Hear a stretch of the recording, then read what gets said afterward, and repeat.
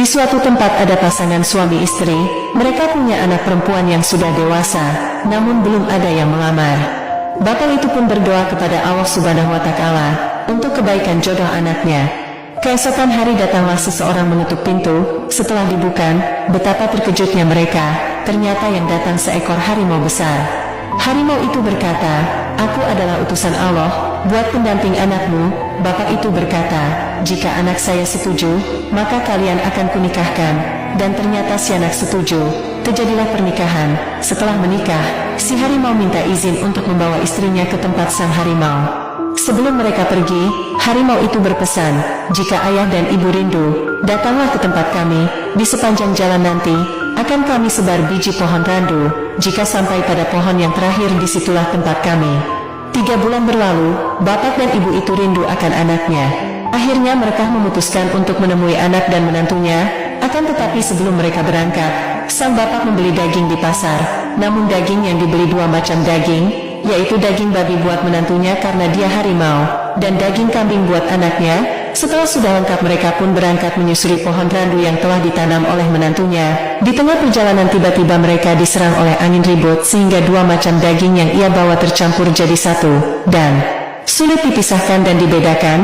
Setelah kejadian itu mereka pun melanjutkan perjalanannya, menyusuri pohon randu, dan di tengah perjalanan mereka pun dikejutkan dengan melihat seekor burung yang kaki sayap dan cucuknya emas. Akan tetapi burung itu sedang memakan kotoran binatang lainnya. Sang bapak pun bergumam, sungguh sangat tidak pantas burung emas yang sangat indah memakan kotoran.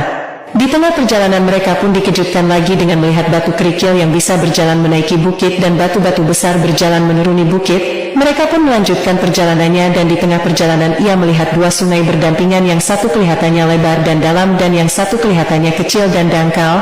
Akan tetapi ketika mereka menyeberangi sungai yang lebar dan kelihatannya dalam, ternyata dangkal, dan akan tetapi ketika mereka menyeberangi sungai yang kecil dan kelihatannya dangkal, ternyata dalam sekali sampai mereka hampir tenggelam.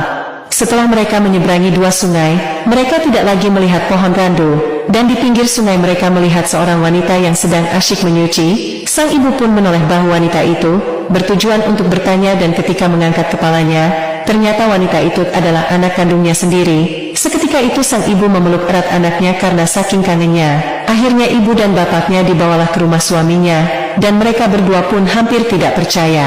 Di tengah hutan belantara ini ada sebuah pondok pesantren, yang santrinya adalah para kiai, dan lebih kaget lagi ternyata pengasuh pondok pesantren itu adalah menantunya yang dulu ketika menikahi anaknya adalah seekor harimau. Akan tetapi kini ia melihat menantunya adalah seorang ulama besar. Ibu dan bapak pun disambut oleh menantunya dan dijamu dengan sangat ramah. Sambil ngobrol sang bapak pun menceritakan kejadian-kejadian aneh yang dialaminya selama dalam perjalanan. "Menantuku, ketika bapak kesini, bapak menemui banyak sekali kejadian-kejadian yang sangat aneh. Yang pertama, bapak membawa 2 macam daging, yaitu daging kambing dan daging babi. Akan tetapi di tengah perjalanan bapak diserang angin ribut sehingga kedua daging tadi tercampur dan susah dibedakan mana yang daging sapi dan mana yang daging babi. Pertanda apakah itu?" Sang menantu pun menjawab, "Itu adalah pertanda bahwa nanti pada zaman yang akan datang, perkara yang halal dan yang haram itu sulit untuk dibedakan, bahkan kadang tidak bisa dibedakan. Saya bertemu dengan seekor burung yang sayapnya kakinya cucuknya emas indah dan cantik, akan tetapi ia makan kotoran binatang lain. Itu pertanda apa?" Menantu pun menjawab, "Itu pertanda bahwa nanti pada zaman yang akan datang, banyak orang yang pakaiannya bagus-bagus bahkan berdasi, akan tetapi ia makannya dari uang yang tidak halal. Hasil menipu, korupsi dan mencuri, itu sama saja dengan memakan kotorannya manusia sendiri." Sang bapak pun menceritakan lagi, "Keempat, di perjalanan saya pun terkejut melihat ada batu kerikil kecil-kecil bisa berjalan menaiki bukit, sedangkan batu yang besar-besar berjalan menuruni bukit. Pertanda apakah itu?"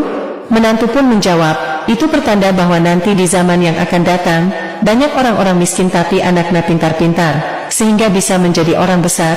Akan tetapi banyak orang-orang kaya, anaknya bodoh-bodoh, tidak bisa menjunjung derajat orang tuanya, bahkan menurunkan derajat orang tuanya." Sang bapak pun menceritakan lagi, "Saya bertemu dengan pohon mangga yang buahnya matang-matang. Ia memanggil-manggil saya untuk memakan buahnya." Apakah itu artinya? Menantu pun menjawab, "Itu artinya nanti itu banyak guru yang butuh sama murid, bukan murid yang butuh sama guru. Dan banyak orang yang mengklaim dirinya orang pintar, bukan masyarakat yang menjuluki dia pintar, tapi dia sendiri yang mengenalkan kalau dia pintar." Kemudian sang bapak menceritakan kejadian terakhirnya. Saya menemui dua sungai, yang satu lebar dan dalam, yang satunya kecil dan dangkal. Akan tetapi ketika saya seberangi sungai yang lebar, ternyata dangkal. Akan tetapi ketika aku menyeberangi sungai yang kecil, ternyata dalam, sehingga saya mau tenggelam. Apa itu artinya? Sang menantu pun menjawabnya, itu pertanda bahwa nanti pada zaman yang akan datang, banyak orang yang kelihatannya pintar, tapi ternyata ilmunya tak seberapa. Akan tetapi orang yang kelihatannya biasa-biasa saja, tapi ternyata ilmunya sangatlah dalam.